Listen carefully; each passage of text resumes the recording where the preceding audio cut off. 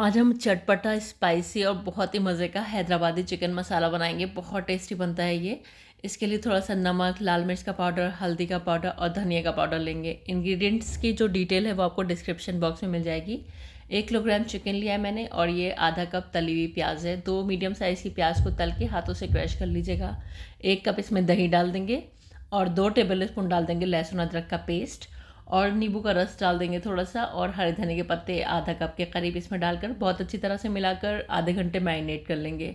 इधर कुछ साबुत मसालों को ड्राई रोस्ट करेंगे। इनकी डिटेल आपको डिस्क्रिप्शन बॉक्स में मिल जाएगी। दरदरा सा इस तरह से इसका पाउडर बनाकर साइड में रख देंगे। अब आधा कप तेल को गर्म करके इसमें आधा कप प्याज को तल लेंगे, यानी कि 1 मीडियम साइज़ की प्याज को तल लीजिएगा। अब इसमें डाल देंगे चिकन जो कि हमने मैरिनेट किया है और इसको भून लेंगे।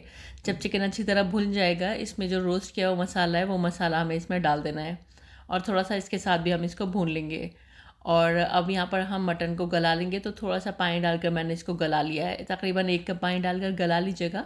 और यहाँ पर हैदराबादी चिकन मसाला बनकर तैयार है। अब हरे धनिया के पत्तों से और हरी मिर्च से इसको गार्निश कर लेंगे और गर्मा गर्म इसको सर्व कर लेंगे।